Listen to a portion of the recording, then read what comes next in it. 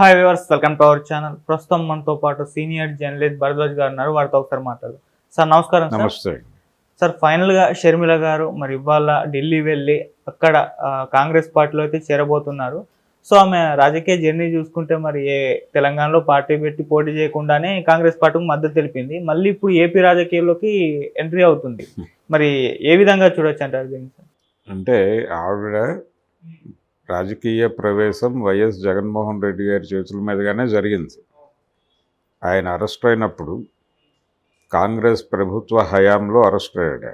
UPA ప్రభుత్వ హయాంలో Jaganmohan Reddy arrest అయినప్పుడు ఆ రోజు ఆ సిబిఐ ఆఫీస్ దగ్గర ఎక్కడైతే ఆయన్ని విచారణ చేస్తూ కస్టడీలోకి తీసుకున్నారో అక్కడే ప్లాట్ఫామ్ మీద ముగ్గురు మహిళలు కూర్చోవటం అనే షాట్ నాకు ఇంకా గుర్తుంది. వైఎస్ విజయమ్మ గారు, అలాగే షర్మిల, అలాగే జగన్మోహన్ రెడ్డి గారి భార్య భారతి గారు, వీళ్ళ ముగ్గురు స్త్రీమూర్తులు అక్కడ కూర్చున్నారు. నిజానికి చాలా దయనీయమైనటువంటి సన్నివేశం అది. ఆ తర్వాత జగన్మోహన్ రెడ్డి అరెస్టుని ఖండిస్తూ ఆయన నినాదాన్ని భుజాన వేసుకుని ఆవిడ పాదయాత్ర ప్రారంభించారు. ప్రారంభించిన తర్వాత అంటే ఒక రకంగా వ్యాక్యూమ్ని, జగన్మోహన్ రెడ్డి అరెస్టుని జనంలోకి తీసుకెళ్లటంతో పాటు జగన్మోహన్ రెడ్డి ఏ పని అయితే చెయ్యాలో ఆ పనిని కూడా చేసింది ఆవిడ. ఆ పని చేస్తూ వైఎస్ రాజశేఖర రెడ్డి మరణించినటువంటి అంటే తండ్రి లేని పిల్లగాడు అనేది ఆ రోజుల్లో ఒక నాయకురాలు జగన్మోహన్ రెడ్డి గురించి మాట్లాడాల్సి వచ్చిన ప్రతి సందర్భంలోనూ కొండా సురేఖ. అలాంటి తండ్రి లేని పిల్లగాడిని జైలు పాలు చేశారు.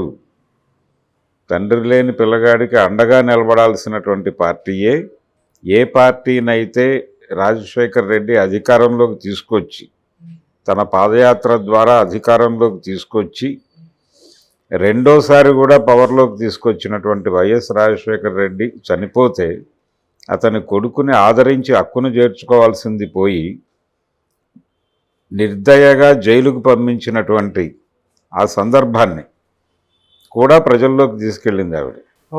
తీసుకెడుతూ జగన్మోహన్ రెడ్డి లేని వ్యాక్యూమ్ను కూడా ఫిల్ చేసింది. ఇంత కంట్రిబ్యూట్ చేసినటువంటి షర్మిలకి జగన్మోహన్ రెడ్డి విడుదలైన తర్వాత, ఆయన వైసీపీ పెట్టిన తర్వాత కూడా ఆయనకు అండగా నిలబడింది ఆవిడ. ఆయన తరఫున మాట్లాడింది, ఆయన తరఫున పోట్లాడింది ఆవిడ. ఇంత జరిగిన తర్వాత పార్టీ అధికారంలోకి వచ్చిన తర్వాత ఆవిడికి అందులో భాగస్వామ్యం ఇవ్వలేదు.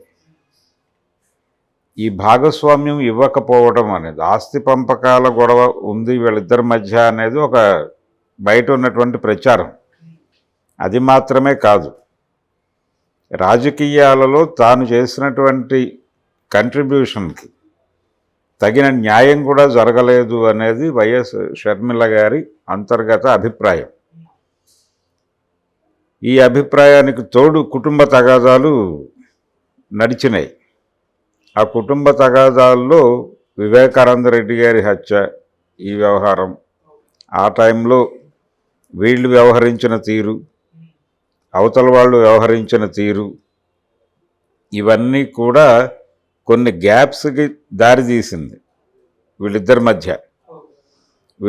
మధ్య కాదు, నిజానికి విజయమ్మ గారు కూడా కొంత జగన్మోహన్ రెడ్డి గారి వ్యవహార శైలి పట్ల, అలాగే జగన్మోహన్ రెడ్డి ఒక్కడి వ్యవహారమే కాదు, అక్కడ ఆయన వ్యవహార శైలి మాత్రమే కాదు, ఆయనతో పాటు వైఎస్ భారతి గారి వ్యవహార శైలి పట్ల కూడా కొంత విముఖత వ్యక్తం చేసినట్టుగా అర్థమవుతుంది మనకి. ఎందుకంటే ఆవిడ చాలా స్పష్టంగా వైఎస్ఆర్ పార్టీ అధ్యక్ష పదవికి రాజీనామా చేశారు.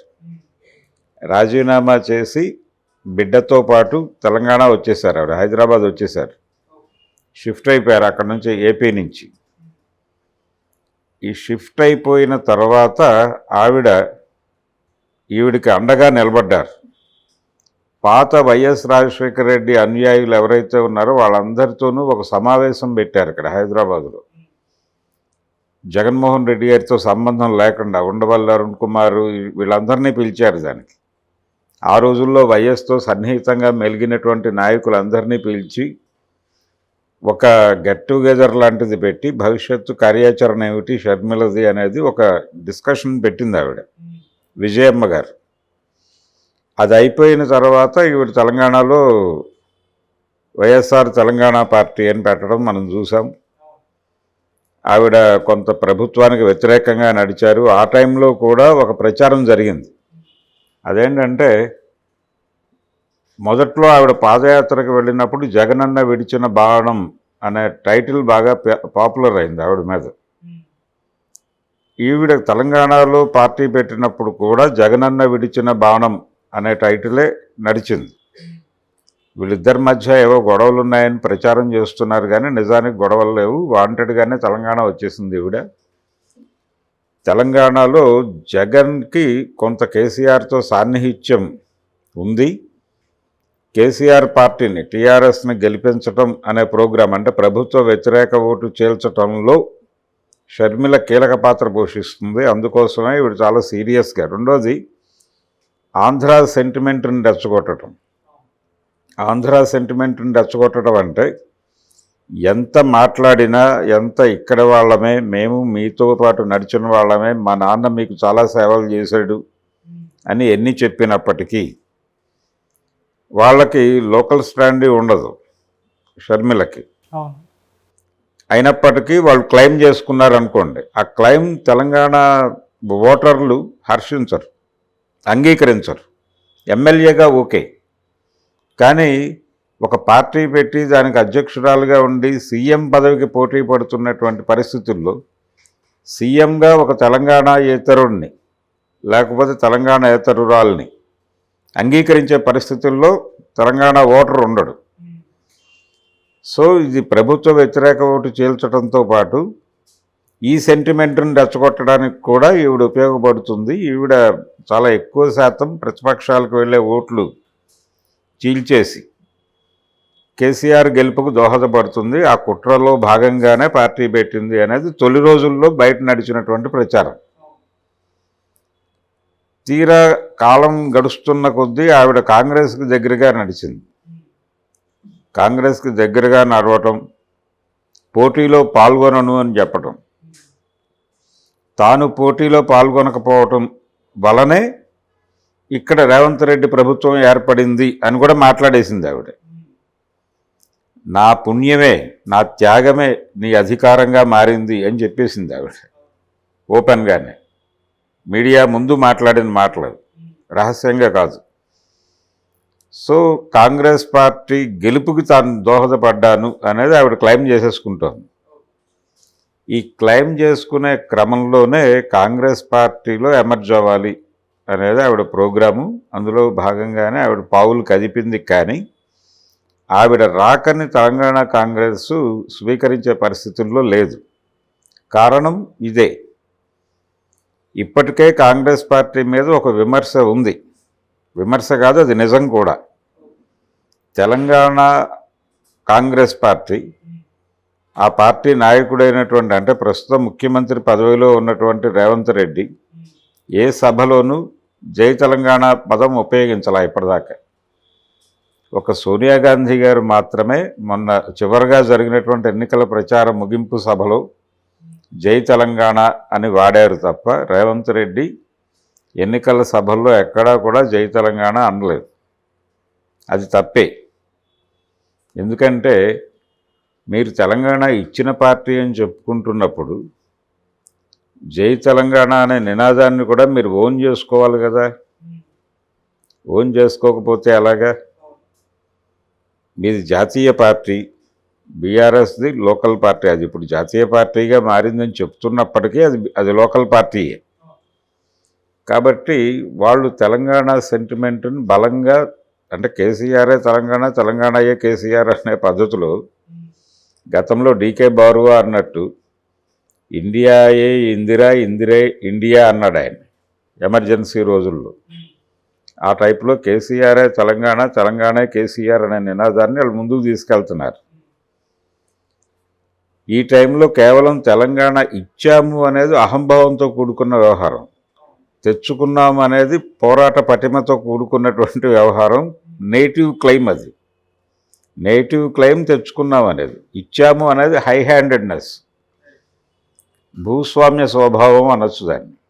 కాబట్టి ఇప్పటికీ కాంగ్రెస్ పార్టీ తెలంగాణ ప్రజల మనసులు చూరగొనటంలో తప్పటడుగులు వేస్తూనే ఉంది. ఇంకొంచెం మారాలి, టోన్ మారాలి. ఈ పరిస్థితుల్లో ఆంధ్ర ప్రాంతానికి చెందినటువంటి షర్మిలని భుజాన పెట్టుకోవటానికి వాళ్ళకుండే ఇబ్బందులు వాళ్ళకున్నాయి. అందుకని సీరియస్గా షర్మిల మాకొద్దు అని చెప్పేసి వాళ్ళు చెప్పేశారు, అయిపోయింది. అందుకనే ఆవిడ నిజానికి ఆవిడని ఎన్నికలకు ముందే ఆవిడ పార్టీ విలీనం చేసుకుని ఆవిడకి ఖమ్మం జిల్లాలో ఏదో ఒక సీట్ ఇస్తారు, ఒక ఎంపీ సీట్ ఇచ్చి ఢిల్లీ తీసుకెళ్ళిపోతారు, ఇలాంటి ప్రచారం జరిగింది మొదట. ఎప్పుడైతే ఆవిడ యాక్టివిటీ ఉపసంహరించుకుంటున్నారో ఆ టైంలో ఈ ప్రచారం జరిగింది. ఫైనల్గా ఆవిడ పోటీ నుంచి విరమించుకున్నారు తప్ప పార్టీ విలీన కార్యక్రమం జరగల, వాయిదా పడింది. ఇప్పుడు విలీన కార్యక్రమం జరుగుతోంది. సో పార్టీ అధిష్టానం కూడా సీరియస్గానే ఈవిడ్ని ఆంధ్ర రాజకీయాల్లో వినియోగించాలి. అంటే ఆంధ్ర రాజకీయాల్లో వినియోగించాలని కాంగ్రెస్ పార్టీ అనుకోవడానికి కారణం ఏంటంటే, కాంగ్రెస్ పార్టీ ప్రస్తుతం అక్కడ జీరో అవడానికి కారణం జగన్మోహన్ రెడ్డి. జగన్మోహన్ రెడ్డి టోటల్ కాంగ్రెస్ని ఓట్ చేసి తన ఇంట్లో పోసేసుకున్నాడు, అయిపోయింది. కాంగ్రెస్ పార్టీయే వైఎస్ఆర్సీపీగా మారింది, అక్కడ తర్జుమా అయిపోయింది. ఇప్పుడు వైఎస్ఆర్సీపీలో కనిపించే ప్రతి నాయకుడు ఆ మధ్య వరకు కాంగ్రెస్ పార్టీలో ఉన్నవారే, ఇంక్లూడింగ్ మల్లాది విష్ణు. రేపు మల్లాది విష్ణు కూడా టికెట్ ఇవ్వబోవడం లేదు, అది వేరే గొడవ.